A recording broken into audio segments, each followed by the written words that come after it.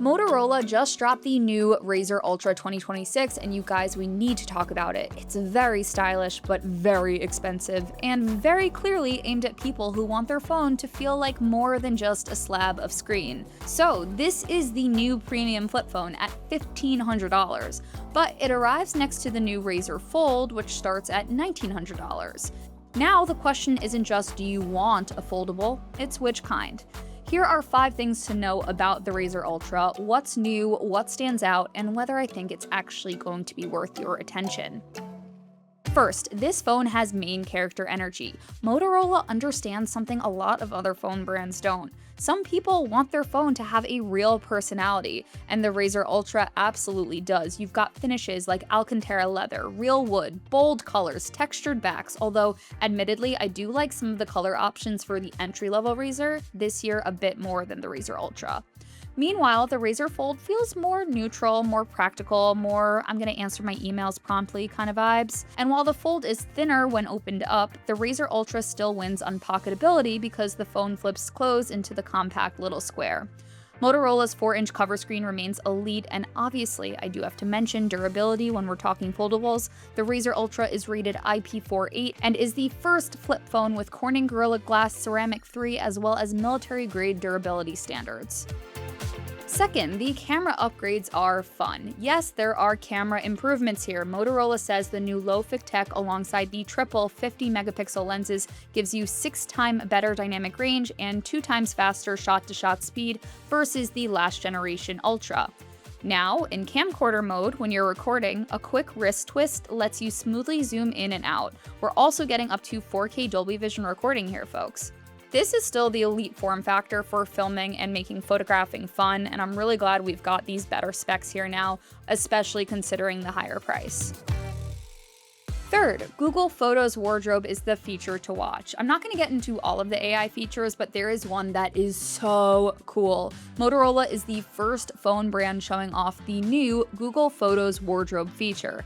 And yes, it's exactly what it sounds like. It can scan photos in your library, identify clothes you own, build you a digital closet, and then let you mix and match outfits inside the app and even try them on.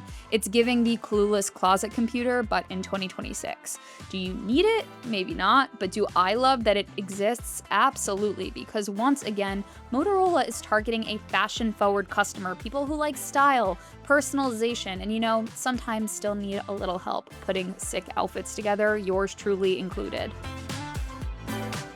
Fourth, battery life could be key.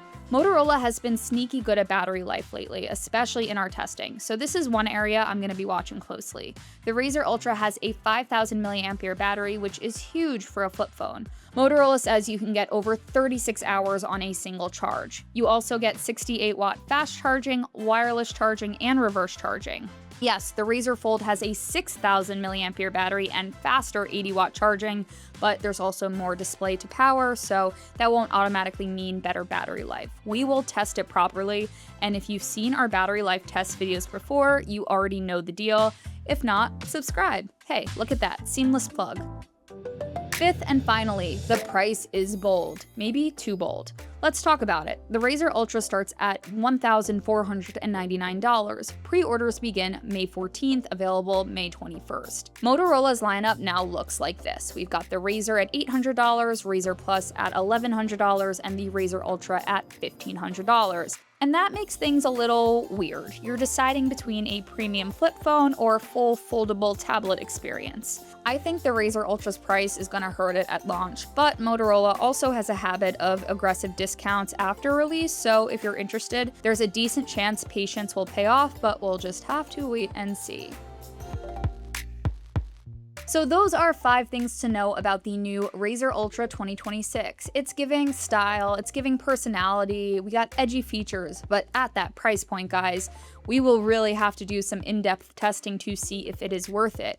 So help me out and tell me what you want to see here next on the channel. Full review, battery test, Razr Ultra vs Galaxy Z Flip? Be sure to drop a comment and let me know. Otherwise, that's it for me for this one. I will catch you guys in the next one.